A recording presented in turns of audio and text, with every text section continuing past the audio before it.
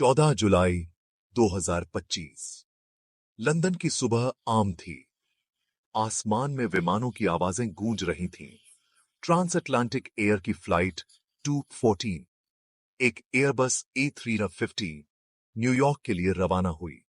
288 लोग सवार थे, परिवार, बिजनेस ट्रैवलर्स और अनुभवी क्रू।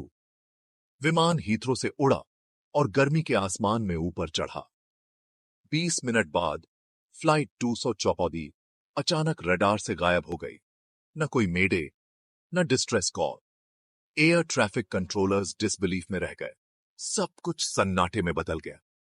फ्लाइट 214 का गायब होना लंदन और दुनिया को लंबे समय तक हॉन्टेड करेगा।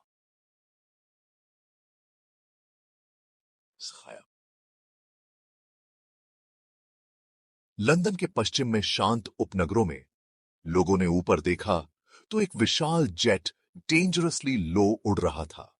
एक स्टीप अननेचुरल एंगल पर नीचे उतर रहा था। इंजन अजीब तरह से शांत थे। विमान गिर रहा था, उड़ नहीं रहा था।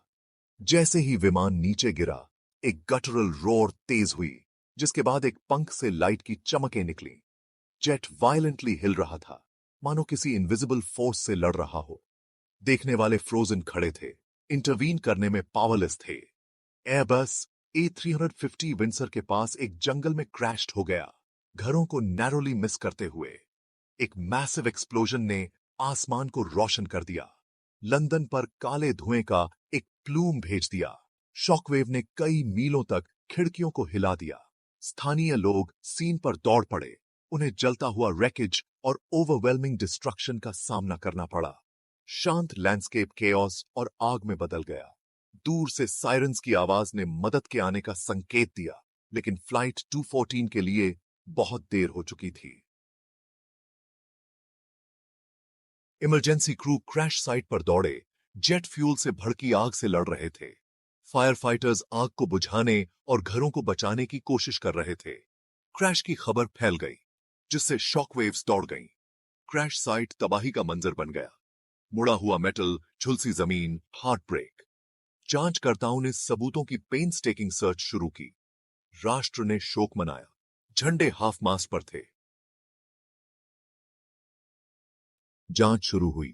AIB की टीम ने मलबे में ब्लैक बॉक्स की तलाश शुरू की। 2 दिन बाद दोनों रिकॉर्डर मिल गए और लैब भेजे गए। सबसे चौंकाने वाली बात थी, कोई मेडे कॉल नहीं, कोई चेतावनी नहीं। कॉकपिट सिमुलेशन और रडार डेटा से पता चला कि विमान ने अचानक बिना आदेश के मोड़ लिया और ऊंचाई तेजी से गिर गई। तोड़फोड़, आतंकी साजिश या तकनीकी गड़बड़ी की थ्योरीज आईं, मगर सबूत नहीं मिले। आखिरकार जांच में सामने आया, फ्लाई बाय वायर सिस्टम के सॉफ्टवेयर में एक दुर्लभ बग जो खास हालात में एक्टिवेट हुआ। इस बग ने विमान के नियंत्रण सतहों को उलझा दिया। पायलटों को मैन्युअल कंट्रोल का मौका ही नहीं मिला। कॉकपिट वॉइस रिकॉर्डर में दर्ज था, पायलट आखिरी पलों में शांत मगर बेबस थे, एक ऐसे विमान से लड़ते हुए जो अब उनकी बात नहीं सुन रहा था। इस सॉफ्टवेयर बग की खोज ने एविएशन इंडस्ट्री को झकझोर दिया। एयरबस A350 का पूरा बेड़ा तुरंत ग्राउंड कर दिया। सॉफ्टवेयर पैच के लिए हादसे के स्थल पर अस्थायी स्मारक बना, जहां लोग श्रद्धांजलि देने पहुंचे। फ्लाइट 214 अब एविएशन सेफ्टी की केस स्टडी बन चुकी है। ऑटोमेशन के दौर में नए खतरे सामने आ सकते हैं। अब फ्लाइट कंट्रोल सॉफ्टवेयर की टेस्टिंग और पायलट ट्रेनिंग में एज केस को भी शामिल किया जाता है। इस हादसे ने सिखाया, पायलट को हर हाल में मैन्युअल कंट्रोल का अधिकार मिलना चाहिए। आज हम उन 288 लोगों को याद करते हैं और ये वादा करते हैं कि उनकी कुर्बानी बेकार